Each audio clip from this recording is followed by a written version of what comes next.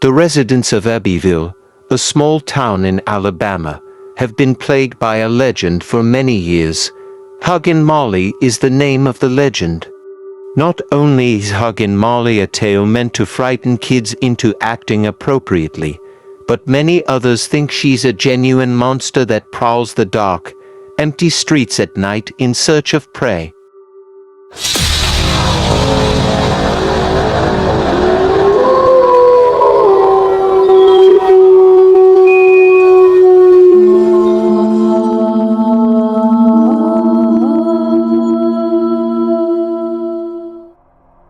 The narrative starts in the early 1900s, when Abbeville was still a sleepy town with dusty streets lined with Victorian homes. The residents of the town are amiable and familiar with one another. But in the middle of this small town's welcome lies a secret that gives me chills. Huggin Molly is characterized as an almost 7-foot-tall woman with a slender, bent figure. His face was rumored to be as pale as a corpse, and he was always draped in a long black robe that hid his entire body. His long, stocky arms, which he exploits to give his victims close embraces, are his signature. But the hug was one filled with terror rather than affection. Huggin Molly is said to make an appearance in the late hours of the night, particularly as the city starts to fog up. He'll emerge silently from the shadows, searching for lone walkers in the evening. Those who have encountered him report that he moves swiftly and gives his victims a powerful hug that leaves them gasping for air. She would scream in their ears as she hugged them, and the sound would be so harsh and loud that anyone who heard her would think their eardrums were going to pop.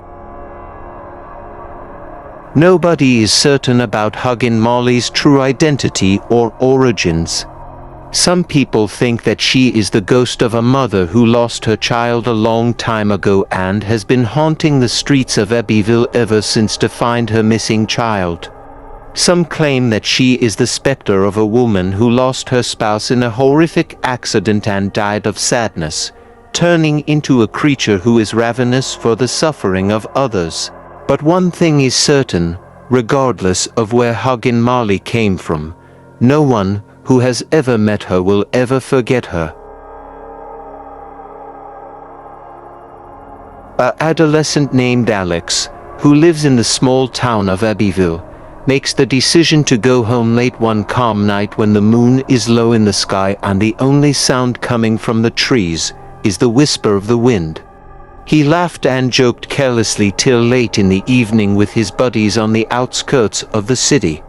Alex is a well-known fearless young guy who has never been frightened by the ghost stories that the locals sometimes tell. Alex considers the tales of spectral wanderers and eerie people strolling around at night to be nothing more than bedtime stories, and he never believes them. He always thought the tales were complete fiction, meant to scare small children or those who are credulous. When Alex started walking home by himself that evening, he sensed a change in the air. It seems as though an unseen force is removing the warmth from the normally friendly and hospitable streets of Abbeville, leaving them eerily empty and chilly. Even though summer had engulfed the city in pleasant temperatures throughout the day, Alex felt strangely wrapped in an air that was as cold as ice that was piercing to the bone. Alex scowled, attempting to block out the weird feelings coursing through his body. He sees this coldness as an illusion brought on by exhaustion from a long day of playing and running about with his pals.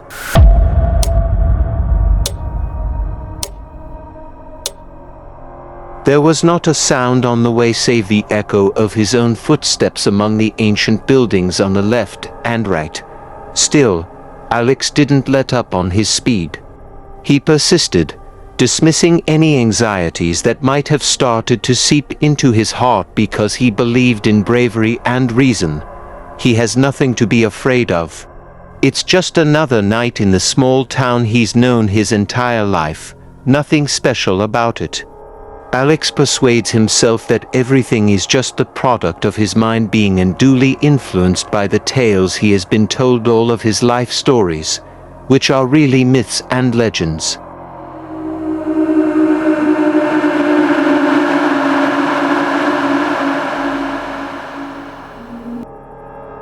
But as Alex makes his way down a dim, little lane, he notices something strange.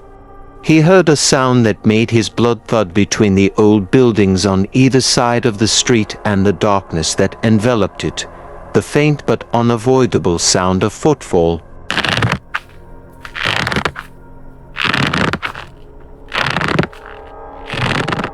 The sound of the footsteps was faint, almost like shadows moving through the night, but distinct enough to be heard over the stillness. Alex initially believed the sound to be the echo of his own footsteps because it was so faint, but as the seconds seemed to drag on for hours, he became aware that the sound was not merely his footsteps moving in time, rather, it was something unusual and abnormal.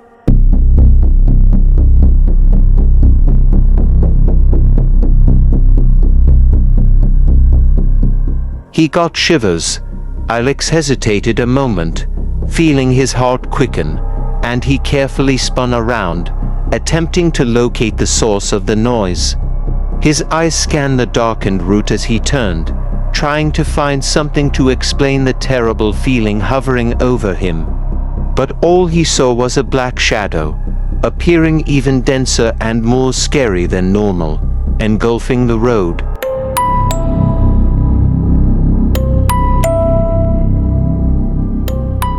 It appeared as though something that was invisible to the human eye was obstructing the moonlight that was meant to break through the night's gloom.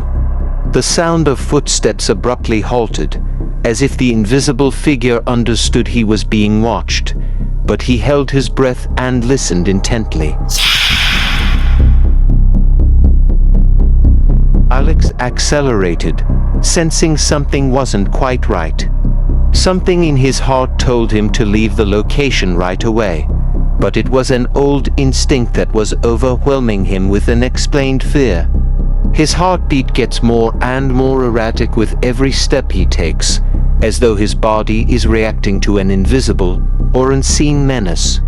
But before he could breathe a sigh of relief, there came the sound of footfall once more. Closer and louder than before, as though the darkness behind him was racing to catch up with him.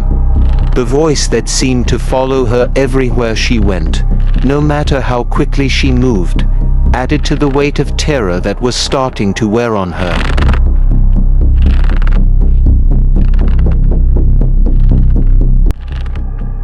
Alex's mind started to race with panic, but he made a concerted effort to stay composed. He started to run, trying to get away from the growing noise.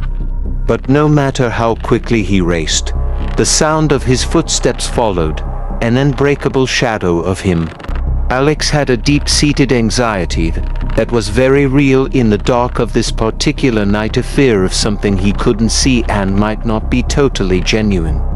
Even with their softness, those footsteps had a dreadful edge to them, as if they were slicing through the night's quiet and replacing it with an inevitable terror.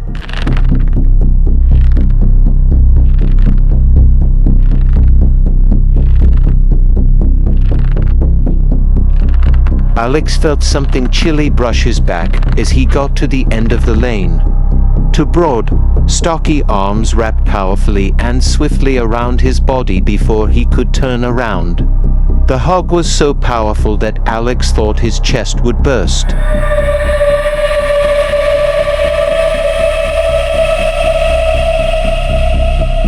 He tried to scream, but the voice was lodged in his throat, making his voice harsh and scarcely audible.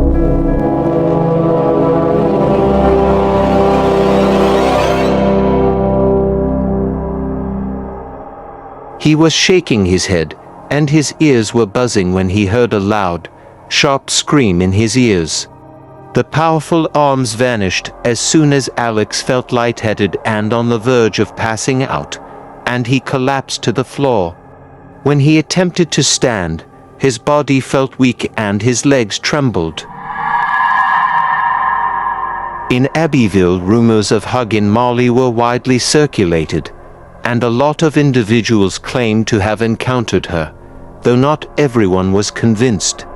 But for those who have truly felt the terror that Huggin Molly evokes, the tale is far more than just folklore. The meeting survivors recall Huggin Molly's embrace as sending a chill down their spines that lingered for years, as did the sound of her screams. Mrs. Mary, an elderly woman, was strolling home from her daughter's residence the other night. Despite her elderly age, Mrs. Mary was seen as a strong and independent woman. She never feels scared to go for a nighttime stroll by herself because she lives alone in a little house on the outskirts of the city. But something felt odd that night. He felt uneasy because there was something in the air. He noticed a black shadow in the distance as he made his way across a tiny, dim garden. The shadow appeared to remain motionless, watching his every action. Mrs. Mary hesitated for a time, not sure if she was seeing things clearly, or if it was all in her head. But he knew this was not his imagination when the shadow started to approach him. Before Mrs. Mary could respond, the shadow moved fast to surround her body with a firm, icy arm. Mrs. Mary attempted to resist, but she was immobile due to the strength of the force holding her. He heard a horrible, deafening scream that made him feel as though his head was going to explode.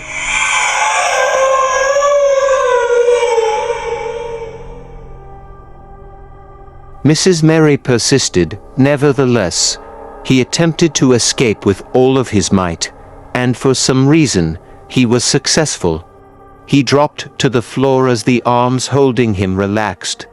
Huggin Molly had vanished by the time she looked up, leaving Mrs. Mary by herself in the middle of a peaceful night.